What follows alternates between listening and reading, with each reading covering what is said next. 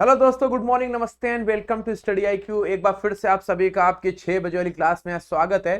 तो दोस्तों, आज है 24 तारीख और 24 मार्च को हम सभी अपने वो सारे इंपॉर्टेंट करंट अफेयर्स के ऊपर डिस्कस करेंगे और बातें करेंगे जो हमारे लिए बड़े इंपॉर्टेंट है। तो आज हमारा जो शुक्रवार का दिन है और बहुत इंपॉर्टेंट आज का सेशन है। बहुत ध्यान से एक एक चीजों को देखिएगा और उसके बाद से जवाब दीजिएगा।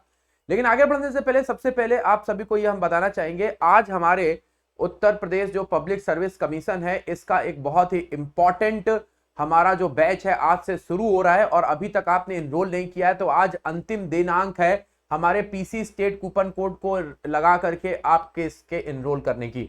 तो आज ही इस कूपन कोड का इस्तेमाल करके आप एनरोल हो सकते हैं और आप यहां पर लाइव पढ़ सकते हैं। इसमें आपको टेस्ट सीरीज भी फ्री में मिल रही है। चलिए सेशन को शुरुआत करते हैं। तो सेशन को शुरुआत करने से पहले आप पहले हेडलाइंस पढ़ेंगे और फिर उसके बाद से जो है वो हम इसके ऊपर आपको क्विजेस कराएंगे। लेकिन आगे बढ़ने से पहले आज 24 तारीख को 24 तारीख के दिन जो भी हम लोग चीजें पढ़ेंगे उसको बढ़िया तरीके से सीखिए और फिर उसके बाद से आपको यहाँ पर जवाब देना है क्विजेस के रूप में। क्योंकि आप जब हेडलाइंस देखते हैं तो आपके दिमाग में एक स्क्रिप्ट बन जाती है कि क्या क्या हमारे एग्जाम में इस आज के करंट अफेयर्स इंपॉर्टेंट है। तो एक एक हेडलाइंस को देखते हैं, फिर डिटेल में बात करेंगे इनके ऊपर।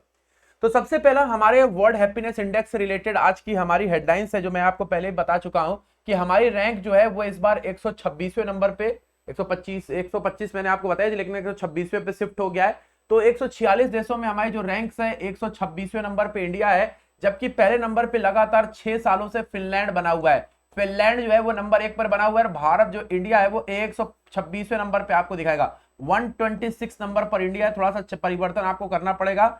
पिछले साल अगर हम लोग बात करेंगे 2022 में 136वें नंबर पे था, याद रखिएगा। तो 10 अंकों का जो है वो थोड़ा सा मुनाफा हो गया है भारत को। तो यहां पर याद रखिएगा इंडिया के 2023 में हमारे हैप्पीनेस इंडेक्स में जो रैंक है वो 126वीं है। पिछली बार यही रैंक डायरेक्ट आपके एग्जाम में पूछी गई थी, यूपी पीसीएस के एग्जाम में डायरेक्ट पूछी गई थी दोस्तों, 126वीं रैंक, याद रखिएगा।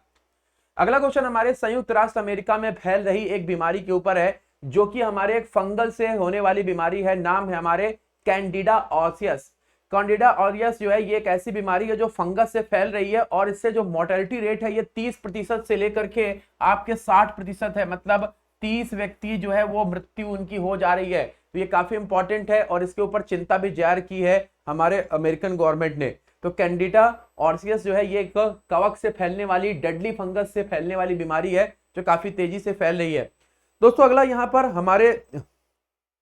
हमारे यहाँ पर एक एंटी सबमरीन वॉरफेयर जो है वो हमारा सिप बनाया गया है ना। एंटी सबमरीन वॉरफेयर सोलो हमारा जो वाटरक्राफ्ट है, यहाँ पर आप इसका फुल फॉर्म भी याद रखेंगे। नाम है इसका एंड्रोथ। एंड्रोथ जो है ये हमारा कोलकाता में आप इसको बनते हुए देखेंगे। बहुत इंपॉर्टेंट वॉरफेयर शिप है ये, बहुत इंपॉर्टेंट है। नाम है एंड्रोथ, याद रखिएगा। इसका हमारा इनॉग्रेशन हुआ है। ये एक एंटी सबमरीन वॉरफेयर सोलो हमारा वाटरक्राफ्ट है, नाम है एंड्रोथ। अगला क्वेश्चन हमारे सामने, हमारे देश के प्रधानमंत्री नरेंद्र मोदी जी ने एक इंटरनेशनल टेलीकम्युनिकेशन ITU का हमारा एरिया ऑफिस की शुरुआत की है। दोस्तों बहुत इंपॉर्टेंट है, इंटरनेशनल टेली यूनियन का जो हेड ऑफिस है वो जिनेवा में है और इसका जो हमारे एरिया ऑफिस है वो नरेंद्र मोदी जी ने शुरुआत की है दिल्ली के विज्ञान भवन में। दिल्ली में इसका ऑफिस हमारा एरिया ऑफिस खोला जा रहा है, बहुत इंपॉर्टेंट, याद रखिएगा। अगला प्रश्न आपके सामने, सुप्रीम कोर्ट ने सभी हमारे राज्यों के जो हाई कोर्ट हैं उनको एक RTI वेबसाइट सेटअप करने का निर्देश दिया है। 3 महीने के अंदर सभी हमारे हाई कोर्ट, जितने भी हमारे हाई कोर्ट है राज्यों में या 2 से अधिक राज्यों में भी एक हाई कोर्ट है, उन सब के अंदर एक RTI वेबसाइट जो है वो स्थापित हो जानी चाहिए। इसके लिए 3 महीने का समय दिया गया है। अगला क्वेश्चन हमारे, वुलर लेक पर 116 सालों के बाद 116 सालों के बाद ये लंबी पूंछ वाला जो बतख की प्रजाति है वो आपकी देखी गई है। ये 200 मीटर की हमारी गहराई में भी जाकर के तैर सकता है। ये लंबी पूंछ वाला हमारा जो बतख है ये वुलर झील में आपका देखा गया है, बहुत इंपॉर्टेंट। दोस्तों यहां पर हमारे हाल में ही राजस्थान, मध्य प्रदेश, उत्तर प्रदेश, जहां से चंबल नदी निकलती है मध्य प्रदेश राजस्थान से और फिर उसके बाद से उत्तर प्रदेश में जाके यमुना में मिल जाती है, इन तीनों ने यहां पर चंबल सेंचुरी में हो रही रेत के अवैध खनन के लिए संयुक्त रूप से कार्रवाई करने के लिए एक अभियान बनाया। यहां से जो चंबल से हमारी रेत निकलती है इसको अवैध रूप से खनन किया जाता है, इसके लिए संयुक्त रूप से जो है वो कार्यक्रम चलाया जा रहा है, जिससे कि जो रेत है ये हमारे अवैध तरीके से ना निकाली जा सके। अगला क्वेश्चन है, फोमियो कसीदा जो है वो भारत की 2 दिवसीय यात्रा पे आए। ये हमारे जापान के पीएम साहब हैं, ये नरेंद्र मोदी जी से मिले और नरेंद्र मोदी जी ने इन्हें भगवान बुद्ध की चंदन की बनी प्रतिमा को दिया है और इनको जो है गोलगप्पे खिलाए भाई साहब। गोलगप्पे जानते हो ना, फुचका बोलते हैं, पानी पूरी बोलते हैं, अलग अलग, इनको गोलगप्पे खिला दिए भाई साहब मोदी जी ने, है जापानी इसको। तो जापानी जो हमारे पीएम साहब है फोमियो कसीदा जी भारत में आए और नरेंद्र मोदी जी ने इनका भव्य स्वागत किया बुद्ध की प्रतिमा देकर के। अगला क्वेश्चन आपके सामने है, द जेफरी बाबा क्या है? तो जेफरी बाबा ये हमारे एक एसेंशियल एग्जीबिशन है जो कि हमारे भारत और श्रीलंका के 75 वर्ष हो चुके हैं द्विपक्षीय समझौते या द्विपक्षीय हमारे जो संबंध है उसके, इसको हमारे क्या करने के लिए, प्रदर्शित करने के लिए एक प्रदर्शनी का उद्घाटन किया गया था जेफरी बावा। याद रखिए ये वही श्रीलंका है जो चाइना के साथ मिलकर के भारत के खिलाफ जो है वो अलग अलग काम कर रहा था, लेकिन जब खराब वक्त आया तो इसको भी पता चल गया कि जो खराब वक्त में असली साथी होता है वही सच्ची साथी होता है। याद रखिए द जेफरी बावा आपके लिए इंपॉर्टेंट हो जाएगा।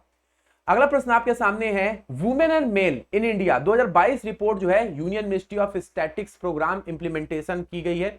इसमें यह बताया गया है जो सेक्स रेशियो हमारा 2036 तक 952 होने वाला है, मतलब हर 1000 व्यक्ति में हमारे 952 जो है वो महिलाएं होंगी, जो कि 2011 की जनगणना में 943 943 था। तो यहां पर जो महिलाओं और पुरुषों का रेशियो है इसमें सुधार होता हुआ यह रिपोर्ट में बताया जा रहा है। यह रिपोर्ट हमारे union ministry of statistics and programme implementation के द्वारा रिलीज की गई है।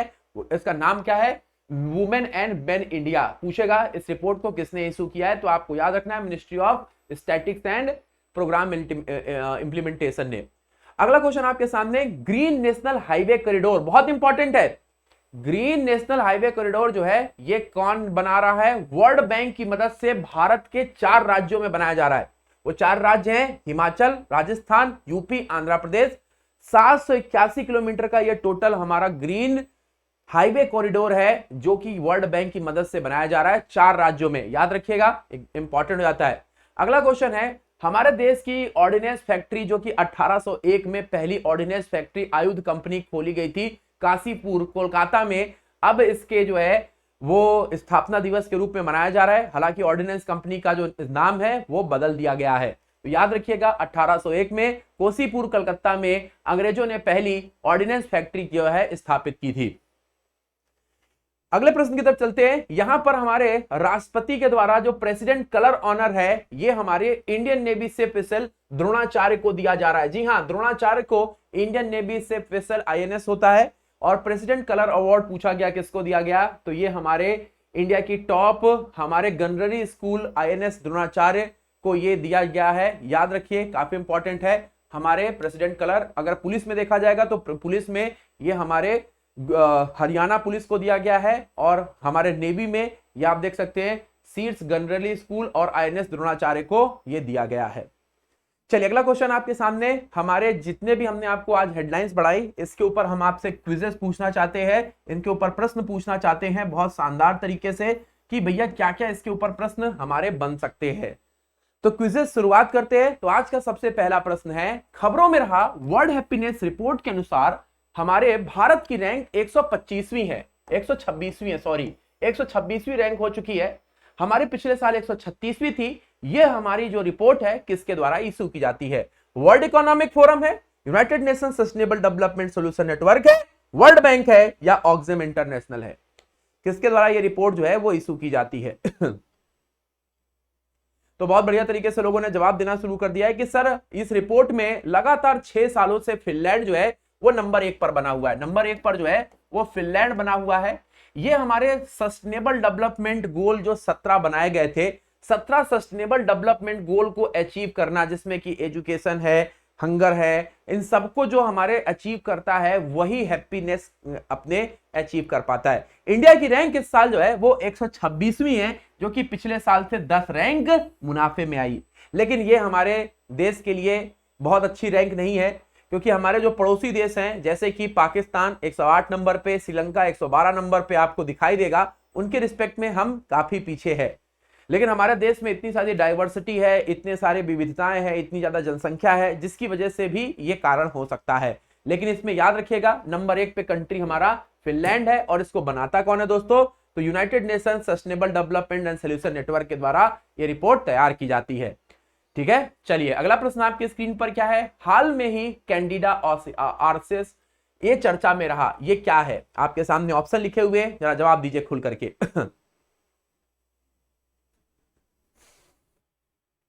तो कैंडिडा आर्सिस एक बहुत इंपॉर्टेंट बीमारी है, जो कि हमारे एक मल्टी ड्रग रेजिस्टेंट फंगस है, बहुदवा रोधी कवक, मतलब ये हमारे कवक से होने वाली बीमारी है जो कि मल्टीपल इंफेक्शन ह्यूमन बॉडी में क्रिएट कर देती है, जिसकी वजह से अमेरिका में बहुत सारे लोग इससे प्रभावित होते हुए दिखाई दे रहे हैं। ये बीमारी तो है ही, बहुत तेजी से फैल भी रही है, लेकिन इसका जो मोर्टेलिटी रेट है, मृत्यु दर है, ये भी बहुत ज्यादा है। 30% से लेकर के 60% तक के बीच में ये मृत्यु दर पहुंच चुकी है। दूसरी बीमारी को सबसे पहले जापान में देखा गया था, 2009 में सबसे पहले इसका केस आया था, लेकिन अभी ये अमेरिका में दिखाई दे रही है। कैंडिड ऑर्थियस नाम की बीमारी, ये एक हमारे मल्टी ड्रग रेजिस्टेंट फंगस से होने वाली बीमारी है। सी नंबर के ऊपर आपको टिक कर देना है। हाल ही में लॉन्च किए गए हमारे 8 anti submarine warfare shallow watercraft की श्रृंखला का आपको दूसरा कौन सा है? तो देखिए 8 जो है वो हमारे एंटी सबमरीन वॉरफेयर जो सोलो हमारे एयरक्राफ्ट है वो बनाए जा रहे हैं, उसमें दूसरा लॉन्च किया गया। आपको बताना उसका नाम क्या है? वगीर है, एंड्रोथ है, किल्टन है या कदमत है? जल्दी से जवाब दीजिए। चलिए तो दोस्तों यहां पर जो सही जवाब हो जाएगा वो है आईएनएस एंड्रोथ। तो दोस्तों ये हमारे जो ग्रीन रिच नाम की हमारे जो बनाने वाली कंपनी है कोलकाता में, ग्रीन रिच हमारे शिप बिल्डर्स है ना, ग्रीन रिच जो शिप बिल्डर्स हैं कोलकाता में, ये आपको देखने को मिलेगी। इसके द्वारा ये सबमरीन को बनाया गया है और इसका नाम है आईएनएस एंड्रोथ। अब आईएनएस एंड्रोथ के बारे में अगर हम यहाँ पे बात करेंगे तो ये हमारे 77.6 मीटर लंबा, 10.5 मीटर लंबा, और इसके अगर हम लोग ड्राफ्ट मतलब देखेंगे तो 2.7 मीटर है। ये एक डीजल से चलने वाला हमारा anti submarine warfare solo watercraft है, जिसकी जो मैक्सिमम स्पीड है वो 25 नॉट्स तक हो सकती है। काफी महत्वपूर्ण है, याद रखिए ये कहां पर बना था। ठीक है, इसका फुल फॉर्म आपसे पूछा सकता है ना, और आप इसके ये भी जो हमारे डायमेंशंस है वो आपको एक बार देखने पड़ेंगे। अगला प्रश्न आपके सामने इंटरनेशनल टेली यूनियन जो एरिया ऑफिस है उससे संबंधित है। जो हमारा इंटरनेशनल टेली यूनियन का जो एरिया ऑफिस है वो दिल्ली में खोला जा रहा है। ये हमारे यूनाइटेड नेशन के द्वारा चलाई जाने वाली एजेंसी है ITU। दूसरा, ये हमारे ग्लोबल रेडियो स्पेक्ट्रम और सैटेलाइट को एलोकेट्स करती है हर एक देशों में। जो हमारे इंटरनेशनल कम्युनिकेशन की सैटेलाइट होती हैं उनको ये एलोकेट करने का काम करती है। एक दो दोनों सही है, दोनों में से कोई नहीं। तो सबसे पहले तो एक बहुत इंपॉर्टेंट है कि इंटरनेशनल टेली यूनियन का जो एरिया ऑफिस है वो नई दिल्ली में हमारा ओपन हो रहा है। नरेंद्र मोदी जी ने इसकी शुरुआत की है। तो दोस्तों ये जो हमारा इंटरनेशनल टेली यूनियन है इसका हेडक्वार्टर जिनेवा में है और इसके 193 मेंबर कंट्रीज हैं। याद रखिएगा इसमें 800 प्राइवेट सेक्टर की एंटिटीज काम करती हैं। ये हमारे याद रखिएगा हमारे जो ITU है वो 1869 से एक्टिव मेंबर है। पहले यहाँ पर टेलीग्राफी का काम होता था, लेकिन अब टेली कम्युनिकेशन का काम हो रहा है। और अगर आप देखेंगे इंडिया इसका रेगुलर मेंबर जो है वो 1952 से बना हुआ है। तो इसका हेडक्वार्टर जिनेवा में है। ये हमारे इंटरनेशनली क्या काम करता है? तो इंटरनेशनली सैटेलाइट और स्पेक्ट्रम एलोकेशन का काम करता है। इंडिया 1952 से इसका रेगुलर मेंबर है। तो यहाँ पर दोनों ऑप्शन आपको सही होते हुए दिखाई देंगे। अब एरिया ऑफिस इंडिया में ओपन हो रहा है। अगला प्रश्न आपके सामने, सर्वोच्च न्यायालय में अभी हाल में ही सभी हाई कोर्ट्स में अपने एक RTI पोर्टल को बनाने की घोषणा की है। अभी आपको बताना है कि RTI के बारे में आपको कौन सा ऑप्शन सही है। सूचना चाहने वाले अधिनियम के तहत किसी भी सार्वजनिक प्राधिकरण से सूचना मांगने के लिए वैध कारण देने की आवश्यकता होती है। अधिनियम में प्रत्येक सार्वजनिक प्राधिकरण को अपने रिकॉर्ड्स को कंप्यूटरीकृत करने और सूचनाओं की कुछ श्रेणियों को सक्रिय रूप से प्रकाशित करने की आवश्यकता है। ऊपर दिए गए में कौन सा सही है? तो भाई यहाँ पे जो हमारे स्टेटमेंट है वो काफी खतरनाक से दिख रहे हैं, जरा बताइए क्या होना चाहिए। तो भाई यहाँ पे जो सही जवाब है सबसे पहले तो ये पार्लियामेंट के द्वारा बनाया गया एक ऐसा कानून था जो कि हमें जानने का अधिकार देता है। यह हमारे freedom fundamental right of expression जो कि आर्टिकल नंबर 19 है उसी से एक हमारा निकल के आया राइट टू इंफॉर्मेशन है, जो कि सभी प्रकार के हमारे यूनियन टेरिटरीज और स्टेट में लागू होता है। तो ये हमारे दोनों स्टेटमेंट आप यहां पर सही तरीके से देख सकते हैं। लेकिन हमारी न्यूज क्या है, तो हमारे सुप्रीम कोर्ट ने जितने भी हाई कोर्ट्स हैं हमारे अलग अलग राज्यों के या एक से ज्यादा राज्यों में भी हाई कोर्ट्स है ना एक ही जगह पर, तो उन सभी में 3 महीने के अंदर अपने आरटीआई का जो वेब पोर्टल है वो बनाने की आदेश दिया है। अगला प्रश्न आपके सामने, हाल में 116 साल के बाद प्रतिष्ठित वुलर झील से लंबी पूंछ वाली बतख की प्रजाति देखी गई। आपको बताना है कि उसके संबंध में कौन सा कथन गलत है। यह हमारे बेसिकली आर्कटिक क्षेत्र में पाया जाता है ये बतख। ये IUCN की एक हमारी रेड लिस्ट में शामिल किया गया है। ये हमारे ये जो this is one of species agreement of convection of African and Eurasian migration. और लास्ट है ये 50 मीटर से ज्यादा गहराई पे तैर नहीं सकते। तो दोस्तों अगर आप लोगों ने शुरू से वीडियो देखा होगा तो मैंने आपको बताया था कि 116 सालों के बाद हमारे यहाँ पर ये जो लंबी पूंछ वाला बतख है ये देखा गया, और ये हमारे 200 मीटर तक की गहराई तक जा सकते हैं, और ये IUCN की लिस्ट में रेड लिस्ट पर हैं, और ये अफ्रीका और यूरेशियन माइग्रेटरी वाटर बर्ड्स के तौर पे जाने जाते हैं। तो सही जवाब है यहाँ पर, जो इसमें सही नहीं है 50 मीटर की जगह 200 मीटर होता तो ये भी सही हो जाता। ठीक है, बाकी के सारे स्टेटमेंट आपके सही है। चलिए अगला प्रश्न आपके सामने, हाल में ही 3 राज्यों में राष्ट्रीय चंबल अभयारण्य में अवैध रेत खनन को रोकने की कार्रवाई शुरू कर दी गई है। कौन सा राज्य जो है वो इसका हिस्सा नहीं है, इस अवैध खनन का कौन सा राज्य हिस्सा नहीं है? गुजरात, यूपी, राजस्थान या मध्य प्रदेश, कौन सा इस अवैध खनन का हिस्सा नहीं है?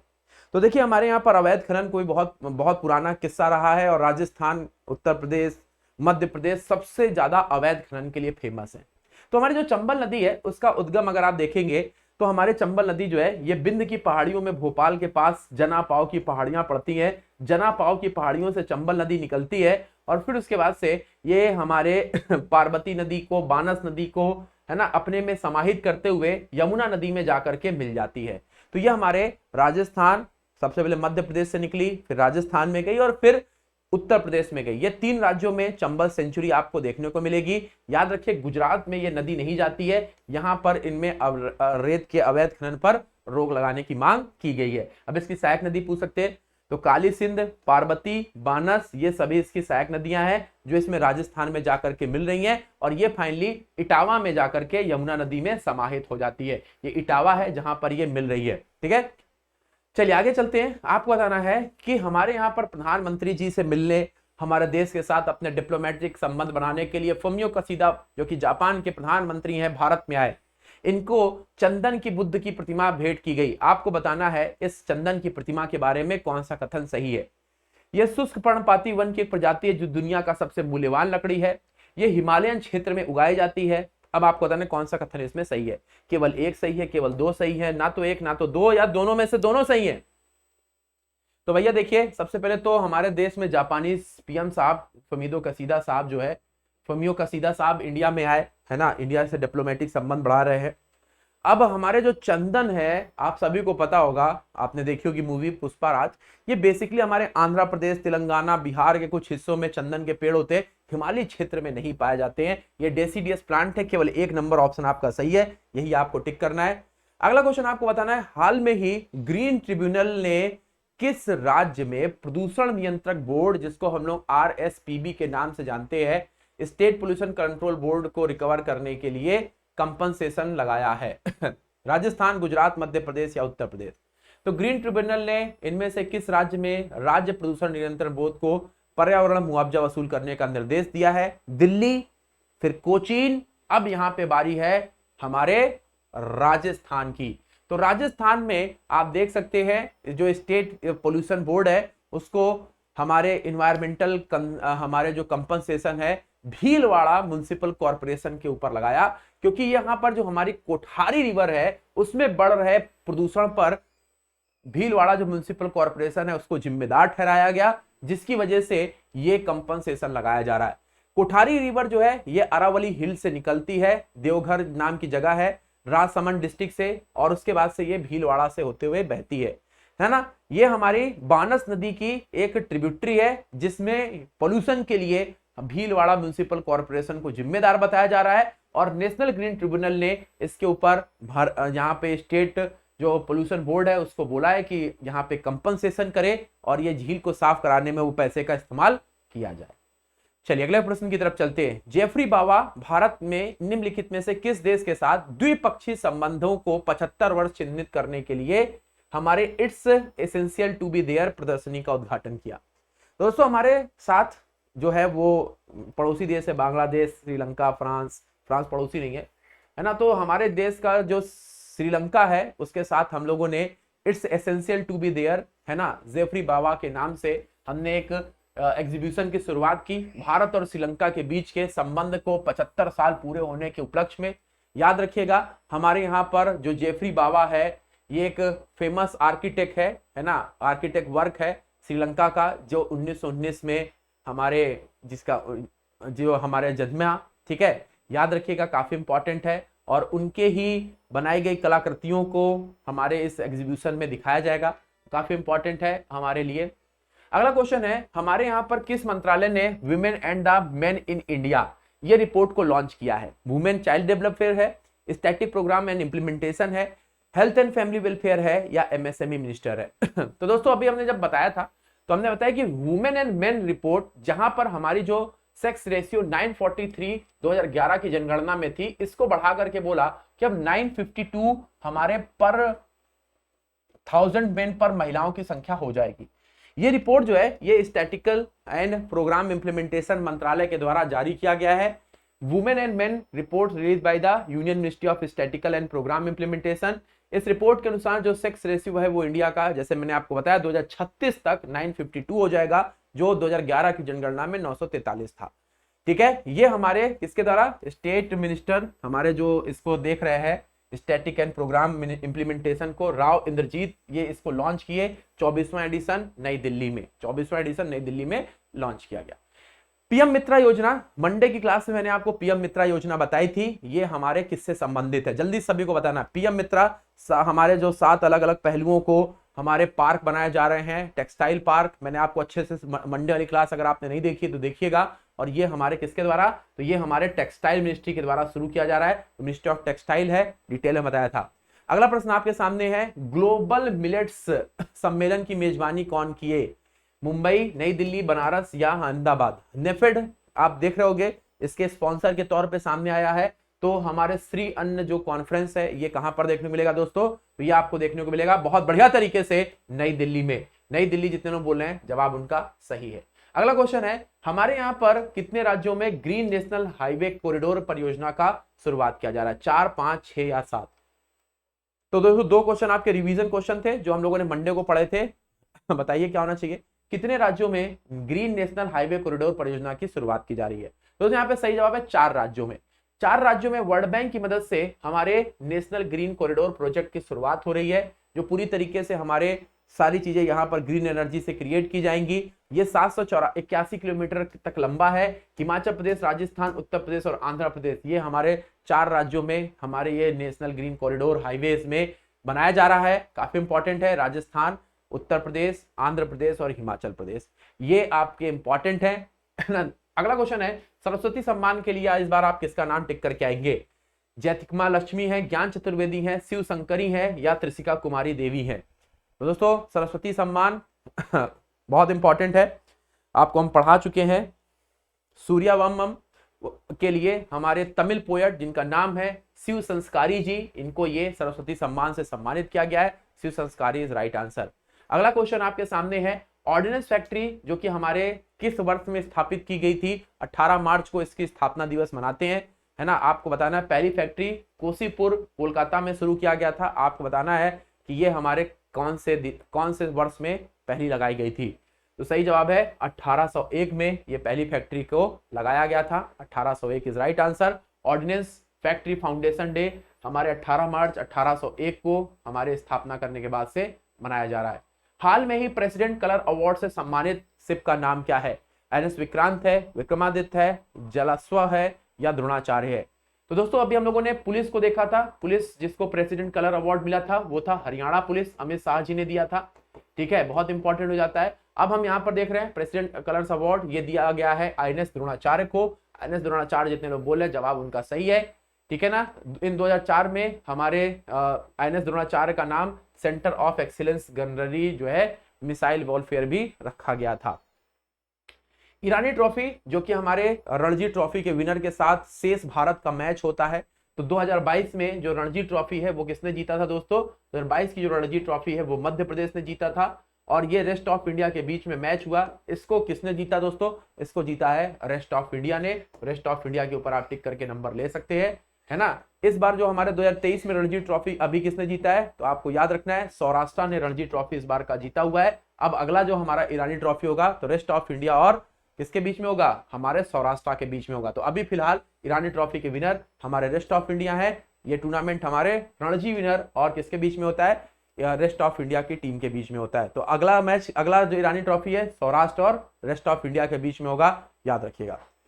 ठीक है, चलिए, तो ये थे आज के करंट अफेयर्स। आई होप आप लोगों ने इसको अच्छे से देखा होगा, और इसकी पीडीएफ आपको मिल जाएगी हमारे टेलीग्राम चैनल पर, जो है हमारे,